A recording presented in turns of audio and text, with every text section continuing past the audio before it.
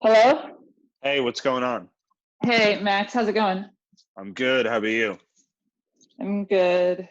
You can hear me Sorry, all I'm a right? little, yeah, sorry, I'm a little late. No worries. I'm doing my hair real quick. I saw that you were working out with the Bonet on Instagram. So, No, that was yesterday. I mean, oh, yeah, no that wasn't worries. today. I was posting it and then yeah, I was dealing with something real quick that I had to take care of, and my screen is like kind of all these calls. I mean, my camera there Yeah, is getting a right. little, it was I looking a little like blurry. yeah, there So you go. There you that's go. a little It's better, right? yeah, it was a little blurry, definitely. Yeah. I have like a case on my iPad and it like puts the thing at an angle. And so I feel like it's always like it's not centered right because Mm, it's angled for like a computer with the keyboard. So anyways, it's all good. Where trying so to go. where are you right now? California, or where do you live?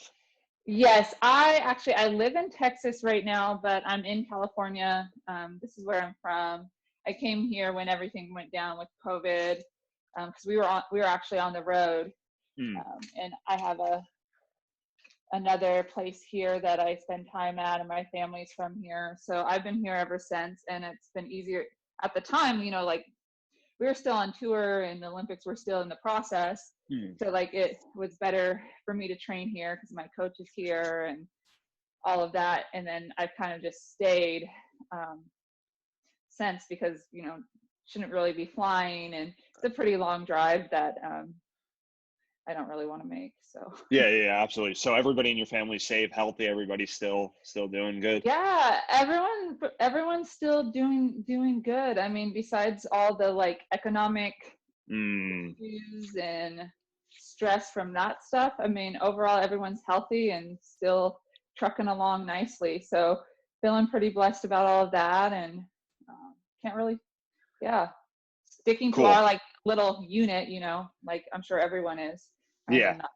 not get involved with people we don't know, or social distancing, all that. Yeah, absolutely. Yeah. So you grew up in California, and did you play softball at an early age, or was it always kind of like a sport that you took to, or did you play any other sports growing up? Yeah, I did like everything. Like we were pretty active kids, so to speak. But I think like organized sports, softball. I did a little bit of volleyball, a little bit of swimming, and then or and then I did basketball. So softball and basketball were my main ones. But at a really younger elementary school age, I also like kind of like fiddled around with volleyball and swimming. But most of my time was with softball. And did you like you're a pitcher, right? Obviously, you also hit Yeah. too, but did you have it like did you take to pitching right away, or was it something where you were like kind of had to grow into as well? Um, No, I didn't start pitching. I started pitching around like the middle school age, like sixth grade. And before that, I was just kind of like someone on the team. I enjoyed playing. I wasn't super great. Like I was a you know, slow developer, I guess I would say. Mm, Um, and then once I started pitching, that's when I kind of found my home on the softball field. That's where I found like where I fit in mm. on the field. And once that happened, then kind of things started clicking. My hitting got better, my fielding got better. I started to re-fall in love with the game and understand it a lot more. Mm, that's cool. That's cool. And did you play like any club softball growing up in California? Oh Was yeah, that big or? yeah, of course. I mean, I think most people, they play rec and then they go on to play club softball. I played travel. I played for the Salinas Storm, which is just my local organization. I didn't play for any like big, big team or anything like that. Yeah. And was that also keen to kind of like the recruitment process to playing for like a club team? Well, in softball, yeah, you have Yeah, to. yeah, I think for the most part, you have to play travel softball if you want to get recruited to like your higher D1s, yeah. or even like some D2s. But I think if you just do high school softball, you can still get recruited by like your community colleges, your NAIAs, maybe your local, if you have like a local school in your area. But if you want to play D1, then you definitely need to play travel ball. And that was important in your recruitment process to play for like a club team as well as high school, kind of have, a lot of different areas where you could play. So how does somebody from, I'm always fascinated when I hear like a big time softball or baseball player living in California and then goes to like Tennessee, Oklahoma, one of those like Midwestern. How does that end up where you end up in Tennessee, a kid from California? Well, hey, I think it's recruiting and Yeah. it's opportunity, right? I mean, Yeah. at the end of the day, it's an opportunity. I was heavily recruited by a lot of different schools, and thankfully I had some options. But at the end of the day, I felt like I could go to Tennessee and have an impact. I could go there and be comfortable there for 4 years. My family was comfortable with me living there, and I knew that I could, be a part of something special there. So I think a lot of things fit right for me in choosing the Tennessee program. And they have two head coaches there, right? Co-coach, right? Karen and Ralph, correct? Yeah. Yes, that's right. Okay, so it felt right going there and having them as the two head coaches, right? Yep. Cool. So you go to Tennessee, and I mean Tennessee prior to, I mean, it's definitely a big school, but as far as kind of maybe a little bit of a drought in the College World Series, you go there and like instantly you have an impact right away. What was that kind of experience like at Tennessee? I think it was fun. I mean, to be able to, I mean, we had a really good freshman class, myself, Lindsay Schutzler and India Childs. We had a really good class, and the class above us was really good too. Sarah Feckerty, Christy Durant, and then the class below us was super good too. Shannon Depp King and Natalie Brock and all of those people. So we had like a really good core group. But I think the funnest part about it was like we got to watch Tennessee's program grow and Yeah. change. And more importantly than that, like we got to watch people all of a sudden get excited and be passionate about the sport there. And those fans that are showing up in the Tennessee Crazies at all those games now that you see in the overalls and all that stuff, a lot of them started following softball when we were there. So it's kind of cool to be a part of that legacy. Yeah, that's exactly what that is. So yeah, I mean, at Tennessee, obviously you guys make it to the 2007 national championship, and what was that just full ride like? That was, that must have been just. Were you that focused that year? I mean, you had a great year that year. Were you just that like pinpoint focused to, hey, we're making it to the national championship. I don't care what it takes. We're making it there.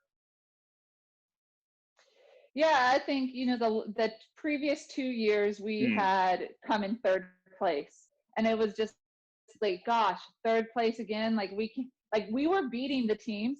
We were beating the teams that won, but like we were beating those teams, and we were like competitive against them, and we felt like we could win the people that would eventually end up winning those national championships. We had beat them in the tournament.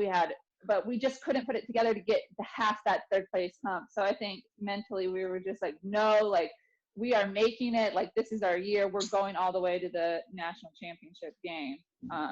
And we had plenty of opportunities to win. And unfortunately, that's how the game goes sometimes. And we just couldn't push those runners across. And we had a lot of opportunities, and we just didn't get it done. And they had a few. I think they had one or two opportunities, and they were able to execute. So it was really, unfortunate in that way, but it was still some good memories. Absolutely. Yeah. You guys, you built the Tennessee program to what it is today, where it's, nationally ranked every single year. You have people like yourself, living in California that are recruiting going there. So it must make you feel, very happy when you see Tennessee every single year being that in that kind of talk as far as a college softball powerhouse. And to think that, the 2004 class, which obviously you coming in there 2004, had an impact right away, made Tennessee instantly better. 2004, 5, 6, and 7 every year, kind of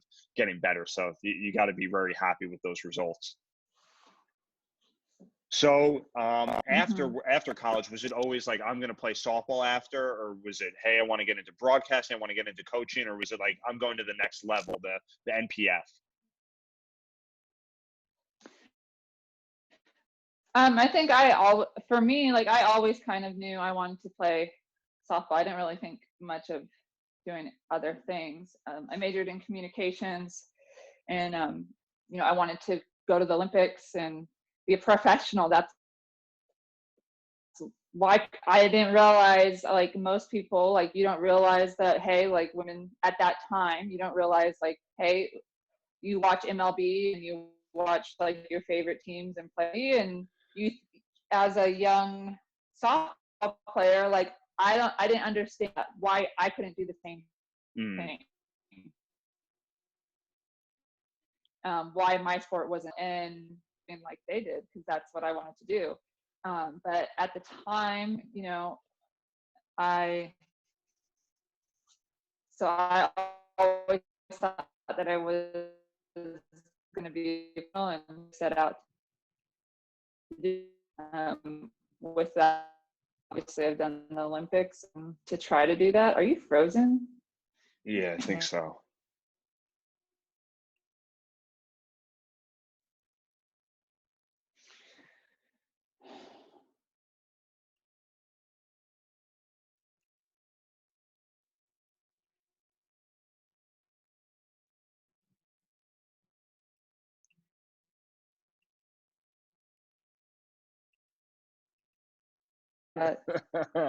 So I caught that where you were saying, yeah, you understanding about end of college, you knew you wanted to play softball more, and didn't quite understand why, like, the softball league doesn't get as much love as the like professional baseball league. Something about that, right? Is that correct?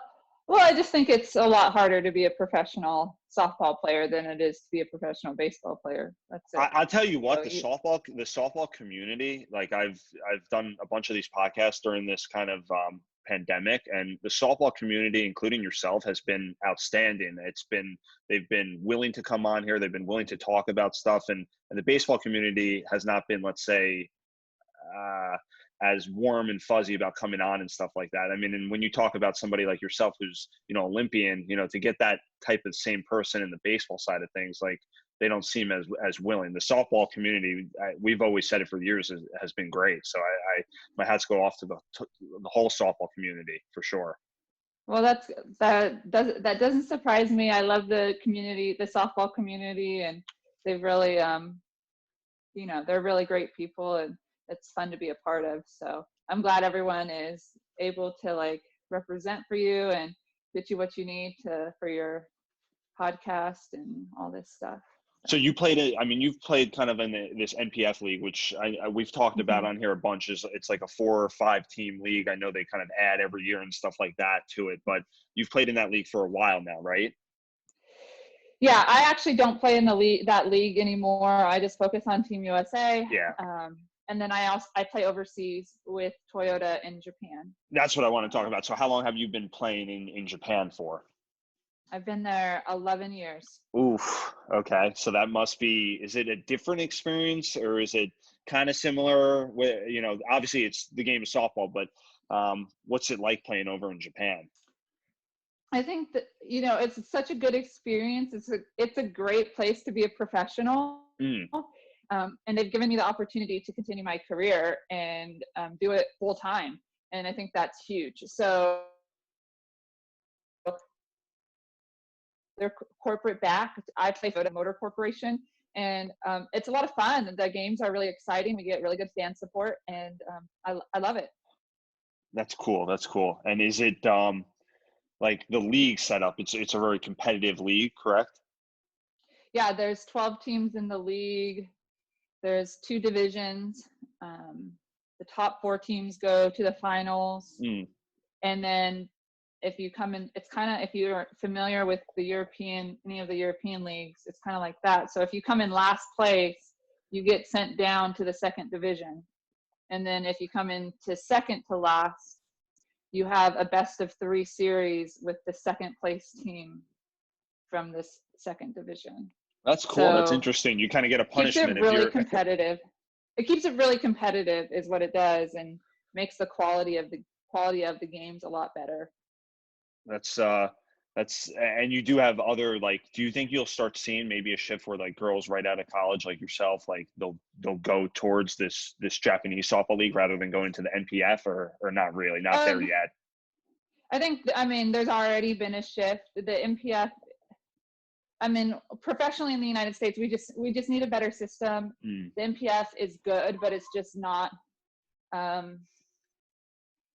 It hasn't figured out the magic system to make people full-time athletes yet, unless they do a lot of other stuff, like tons of clinics, tons of events, teach lessons, all of that stuff. But being able to be fully just an athlete, we haven't figured out that system yet in the United States. But the league is very competitive in the U.S., and a lot of college kids play in it. And I played in it for, about 10 years, and I loved my time in it. As far as like playing in Japan, I think a lot of people want to play over there, but there's just not a lot of spots. There's only two foreigners per team, and most teams take 1 pitcher and maybe there's 12 teams. About half the teams take foreigners. So only about 6 teams have a foreigner. And that includes, Americans, Italians, Australians, Chinese, Czech Republic, New Zealand, all the countries that play. So, I mean, and most teams take 1 pitcher, and then so you have very few spots. So everyone else is playing, obviously, if they're going professional, they're playing in the NPF or maybe with one of the independent teams. But hopefully the professional side of our sport continues to grow and gets a better footing so people can do it full time. That's interesting. I've heard good stuff about that league. So I didn't realize that they only take about 2 foreigners a team. And obviously you mentioned, obviously there's softball being played all over the place too. So like, it's not just from the USA, it's obviously, Canada, New Zealand, like you just mentioned. So Team USA, what's that experience been like? You're kind of like back, you're the veteran now. Is it different than what it was like in 2018? Were you just happy to be there in 2008? Kind of like, just like looking with big eyes, and now you're kind of like, hey, like you're the veteran, you've been there, you've done that. And especially being on, playing in Japan, that must be, are people looking for you for advice? Obviously you guys were going to go there, but next year too. So yeah, I think I love being a part of Team USA. It's always been like one of my greatest joys and biggest goals in my life to play for them and just represent my country and represent the sport on a broader level. So I absolutely love it. Being 2008, obviously I was the rookie, I was the youngest player. And so, naive, ignorance is bliss. You just go out there and play. You don't think, like you just throw the ball as hard as you can. Like strategy, what's that? Like coach says jump, I say, how high you want me to jump, coach? And then as the veteran, obviously, you have more experience. Bottom line, you have more experience and you have more knowledge about the game, and being able to share that and have conversations on strategy and impact and different things in the game that are important. You're able to foresee those things and talk those through with your coach and the other players on the team. So it's just kind of a different mindset, but at the same time, you're still very proud to represent, something larger than yourself. That's cool. That's cool. So, I mean, obviously you guys were gearing up, ready to go to the Olympics. So we'll have to wait for next year. And we know you guys are going to obviously make us proud here. So you're still training, all that stuff right now, what you can at home? Yeah. I'm at home, obviously, training and working out. For me, it's a lifestyle. Working out, doing those sort of things, and maybe thinking about some of the things that I want to improve on, some of the things that I feel like I need more practice on and more reps on, and and just enjoying this extra time that we've been granted. as a blessing in disguise because of COVID-19. But, the Olympics will be next year in 2021, and it's going to be a long process till then, but just taking it day by day. And does it add any extra value for you that it is in Japan, or not really? The only like, it's definitely fun that it's in Japan for me because I have spent so much of my professional career over Yeah. there playing, and I have a really good following over there, not only in the softball league but at the Toyota Corporation and around that area. So that part's really cool, and I'm looking forward to having that experience. That's cool. Yeah. So also because we do sell obviously bats and gloves when people are playing. I got your glove right here, your Wilson glove. Yes. Yeah. So you've been I got it too. Yeah. You're a The ball lefty, just right? dropped. You're a lefty. So I pulled out the lefty one because we actually just sold out of the righty one, but I somebody actually just bought it. But yeah, the lefty one. So you like the Wilson glove? That works for you. You've been with Team Wilson now for a while, right? Yeah, I've been with Team Wilson for a while now. The MA14 model, super skin on the back, 2-piece web, closed web, obviously, but yeah, I love it. That's perfect. Yeah. So white inside. I think the next model has a red inside. okay. But it's been fun to kind of help design and do different things. But big fan of the super skin, and the 2-piece here just allows you for better, grip control and ball handling as a pitcher. So instead of having like the net web, but yeah, it's been such a good opportunity. Is that cool to have like your own game model? Yeah, heck yeah. Yeah. It's super cool. And just being able to have an impact on different things like this web, like this sort of web was a big thing that was my big component on it. They wanted me to try the super skin. I was a little bit hesitant at first with it, but then, I started to try it out. I did like a trial period for it a couple years ago, and I ended up really liking it because it's lighter on handling, especially with how you drive off the mound as a pitcher, you're within milliseconds to the ball being hit back at you, and really how quickly you're able to get into a fielding position and is really super important, and this helps. So yeah, I really like it. It takes off some weight of the glove and still holds its shape really well, but having some say on it is pretty cool. Model That's MA14. Cool. So I've heard you on record say also too that there is no rivalry between you and Kat. Why do people want to peg you and Kat versus each other? Is it because you guys kind of are both pitchers, kind of same era, around the same age? You both throw hard, like kind of lefties? Why do they want to do that?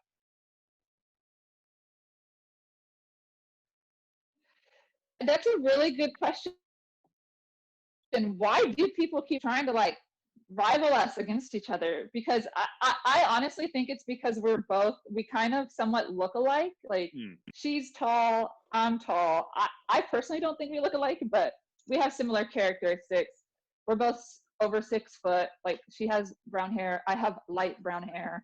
So, but as far as pitchers, we're completely different. I throw 70 plus miles per hour. Yeah. Kat only throws like 60. Like yeah. very, very different style of pitchers. So I really don't. I know people like to talk about. It's fun to compare, me and her. I guess for all the fans out there. But there is no rivalry, right? None at all. Not in my mind, no. Not in my mind. All right, but like good. For people, I agree. Like it is fun to talk about. Like let's talk about the differences and like, well, this one and that one. It's like the Kobe and LeBron, or LeBron and Jordan thing. Like let's talk about it. So, but obviously they're both very good in their own right, and Kat is very good in her own right. I'm very good in my own right, and we both do some pretty incredible things. So it's fun.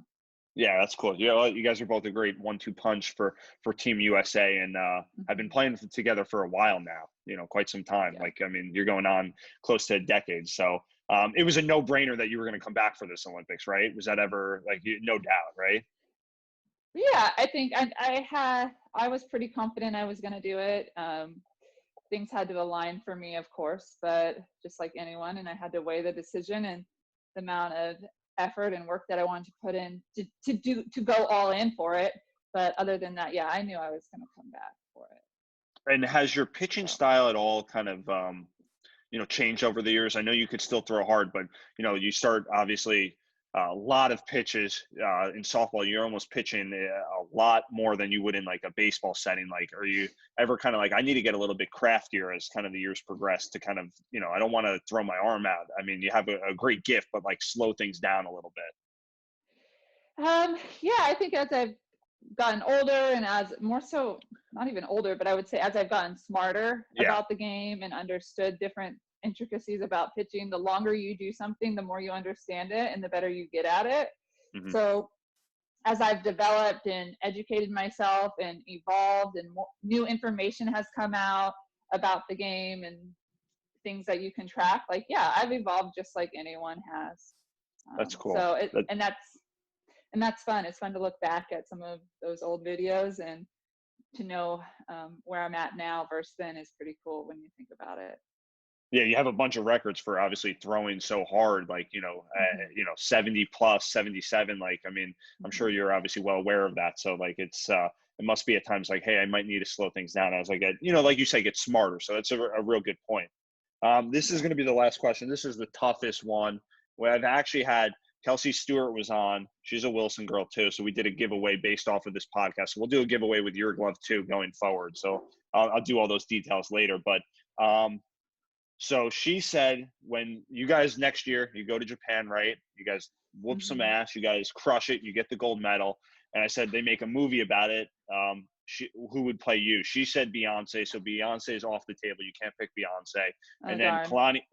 Kalani Ricketts, she was on, and I asked her the same question. And she said, it was a different answer. It was the dude from Napoleon Dynamite. So she said, even though he was a guy, he was going to play her. So what actress would play you Um, or actor? I don't want to, I'll throw it out there.